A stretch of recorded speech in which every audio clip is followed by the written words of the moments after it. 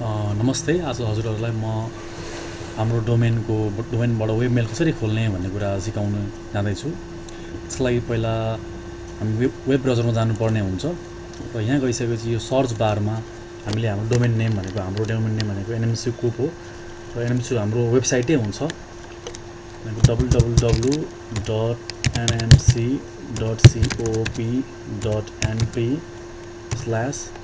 यो हाम्रो वेबसाइटको नामै भयो र वेबसाइटको नाम पछि स्ल्यास हाम्रो चाहिँ WBMAYL वेबमेल लेख्ने भनेको वेबसाइटको मेल भएको कारणले गर्दाखेरि वेबमेल सर्ट फर्म भयो र इन्टर हानिसकेपछि अब यहाँनिर यसलाई युजर नेम र पासवर्ड खोल्छ। इमेल एड्रेस र पासवर्ड युजर नेम एउटै हो र हाम्रो युजर नेम के छ भन्दाखेरि मेरो युजर नेम अहिले म आफ्नो हाल्छु। यो मेरो युजर नेम र पासवर्ड मैले हालेँ।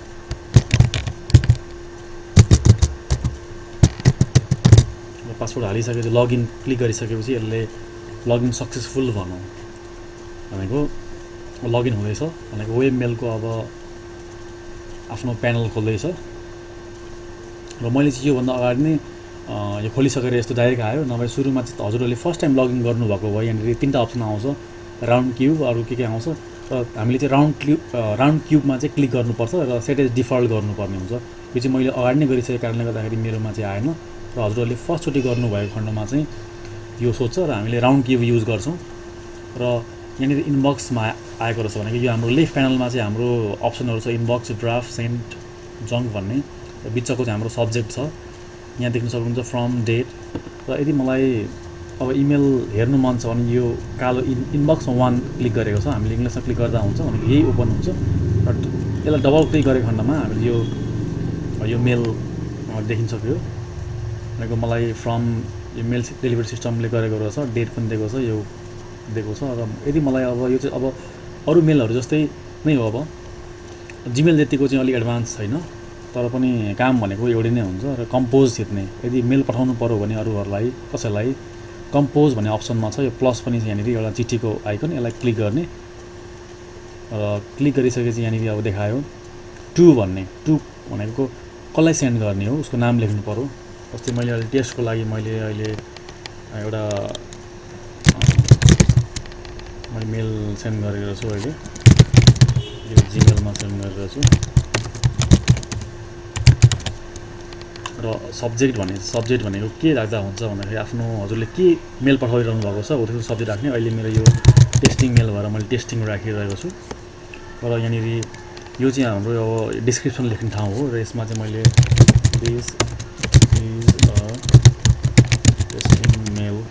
टेस्टिङ मेल छ र यहाँ अरू अप्सन के छ भने यहाँ एड सीसी छ भन्ने छ र एड बीसीसी भन्ने छ र यो भनेको के हो भन्दाखेरि एड सीसी भनेको चाहिँ कार्बन कपी हो। यदि हजुरहरूले यसले चाहिँ के काम गर्छ भने यदि क्लिक गर्नुभयो भने हजुरहरूले त्यही मेल चाहिँ अरूहरूलाई पनि पठाउनु चाहनुभएको खण्डमा एड सीसी गर्नु सक्नुहुनेछ र यसले चाहिँ के हुन्छ भने एड सीसी गरेर पठाउनु भएको खण्डमा चाहिँ सबैले हजुरहरूले सपोज 10 जनालाई मेल पठाउनु भयो भने 10 जनालाई पनि थाहा हुन्छ कि यो मेल कसलाई पठाएको भन्ने कुरा र यदि हजुरहरूले यहाँ यसलाई हटाउनु मन लाग्यो भने क्यान्सल गर्दा हुन्छ र यो एड बीसीसी भनेको चाहिँ यो ब्लाइन्ड कार्बन कपी हो। यो क्लिक गर्दाखेरि यो चाहिँ कस्तो हुन्छ भने यो काम चाहिँ उस्तै गर्ने हो तर के फरक छ यो सीसी र बीसीसीमा भन्दाखेरि यो चाहिँ ब्लाइन्ड कार्बन कपी भनेको नामबाट पनि क्लियर छ। यसले के हुन्छ भन्दाखेरि यो कसलाई मेल गएको छ भन्ने कुरा थाहा हुँदैन र यसको फरक यो मात्रै हो भनेको यो चाहिँ बीसीसी भनेको चाहिँ प्राइभेट भयो, यो भनेको चाहिँ ओपन भनेको सबैलाई थाहा हुने भयो कसलाई मेल पठाएको भन्ने कुरा। र हाम्रो यो साइडमा जाउँ, यो तलको राइट ह्यान्ड साइडमा यहाँनिर के छ एट्याच फाइल भन्ने छ भनेको हामीले 50 MB सम्मको फाइल एट्याच गर्न सक्ने रहेछौँ भनेको यहाँ क्लिक गऱ्यौँ भने यसले एउटा विन्डो पपअप गर्छ र हाम्रो फोटो कहाँ छ एउटा फोटो आफूलाई मन लागेको ठाउँबाट यसरी फोटो खोज्ने र तपाईँहरूले ओपन गरिसकेपछि यो फाइल एट्याच आफै हुन्छ। एकछिन एट्याच हुन्छ। सपोज मलाई यो इमेल लिस्ट 14.4 KB को एउटा यो फाइल एट्याच गर्नु छ, यसलाई ओपन गरेँ भनेपछि यहाँनिर अब यो फाइल यहाँ आइसक्यो यो एट्याच भइसक्यो। डिलिट गर्नु मन लाग्यो भने यो एट्याच यहाँनिर डिलिट भन्ने अप्सन पनि यहाँ साइडमा देखाइरहेको छ, यसलाई क्लिक गर्नु भने यो अटोमेटिकली डिलिट भयो। र अब यो मेल सेन्ड गर्नु परेको खण्डमा अब यहाँ सेन्ड भन्ने अप्सन छ, यो सेन्ड क्लिक गर्ने बित्तिकै हाम्रो मेल सेन्ड हुन्छ र तर यहाँ पनि अप्सन रहेछ एट्याच भन्ने, हजुरहरूले यहाँ क्लिक गर्दा पनि भयो यो राइट साइडमा अथवा यहीँ माथि एउटा अप्सन पनि रहेछ एट्याच प्लस साइन, यो चाहिँ एउटा पिनको आइकन छ, यसले चाहिँ एट्याच गर्ने काम र यदि मेल लेख्नु भयो र मेल सेन्ड गर्नु भ्याउनु भएन भने चाहिँ यहाँनिर एउटा सेभ भन्ने अप्सन छ। त्यो सेभ क्लिक गर्यो भने चाहिँ अब मेल चाहिँ ड्राफ्टमा गएर सेभ भयो र पछि आफ्नो फुर्सदको समयमा चाहिँ हामीले यो मेल हेर्न सकिन्छ। र हेरौँ यो सेभ कहाँ भयो भने यो मेलमा क्लिक गरेँ अहिले मैले यसले मेलमा क्लिक गरेपछि यहाँनिर ड्राफ्ट भन्ने अप्सन छ, यहाँ क्लिक गरौँ हेरौँ। भनेको यो टेस्टिङ मेरो अघि टपिक टेस्टिङ भन्ने मैले कसलाई पठाउन लागेको थिएँ र यसलाई डबल क्लिक गरौँ म यो अब ओपन भयो र मलाई फुर्सदको बेलामा मैले अब यसलाई एडिट पनि गर्न सकेँ र यसलाई सेन्ड गऱ्यो भने अब मेल सेन्ड भयो भनेको यो मेल सेन्ड भयो भनेको यहाँदेखि चाहिँ हट हो। र यही कुरा चाहिँ यहाँ सेन्डमा गएर हेर्ने सेन्ड भयो कि भएन, टेस्टिङ भन्ने कुरा यो मेल सेन्ड भयो। ट्र्यास भन्ने छ, ट्र्यास भनेको चाहिँ डस्टबिन जस्तै हो, डिलिट गरेर फाइलहरू यहाँ हुन्छ त्यहाँ गरेर फाइलहरू। र अर्को कुरा के छ भने नर्मल्ली हामीले चाहिने कुराहरू चाहिँ यो वेब मेलमा यति नै हो। कसरी मेल सेन्ड गर्ने कम्पोज छ, मेल हेर्ने इनबक्स छ र मेन हामीलाई चाहिने यति नै हो। र हामीले अब कन्ट्याक्टहरू पनि सेभ गर्न सकिन्छ। जस्तै कन्ट्याक्टमा क्लिक गरौँ भने यहाँनिर के आउँछ, यहाँ ग्रुप्स भन्ने छ, यहाँ कन्ट्याक्ट भन्ने छ। सपोज हामीले आफ्नै एउटा सर्कलको एउटा ग्रुप बनाउनु परेको खण्डमा यहाँ प्लस भन्ने आइकन छ, यो प्लस क्लिक गऱ्यो भने यहाँ क्रिएट ग्रुप नेम छ। मैले फ्रेन्ड्स भनेर नाम दिएँ, हजुरहरूले जे पनि दिन सक्नुहुन्छ आफ्नो इच्छा अनुसार। यहाँ सेभ गरेँ भने अब यो चाहिँ पर्सनल त्यो ग्रुप बन्यो।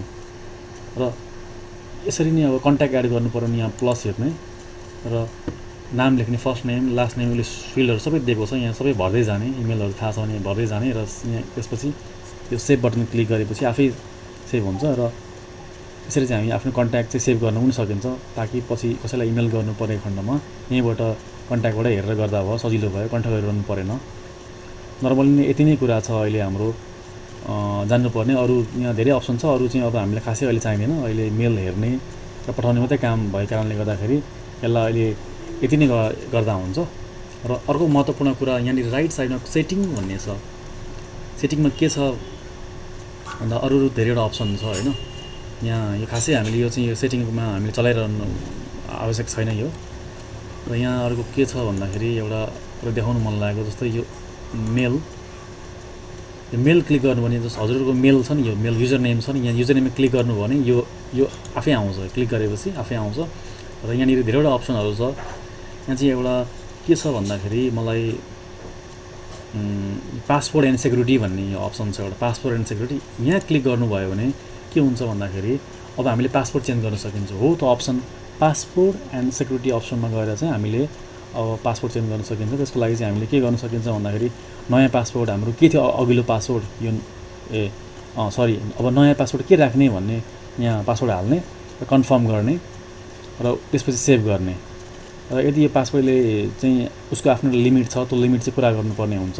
र त्यो गर्न सकिएन भने यहाँनिर एउटा यो साइडमा पासपोर्ट जेनेरेटर भन्ने छ, यो क्लिक गऱ्यो भने के हुन्छ, उसले अटोमेटिकली एउटा पासपोर्ट दिन्छ। यहाँनिर जेनेरेट पासवर्ड भन्ने छ, यसलाई हामीले सर कपी गरेर कन्ट्रोल सी गर्ने अथवा यहाँबाट पनि कपी गर्न सकिन्छ।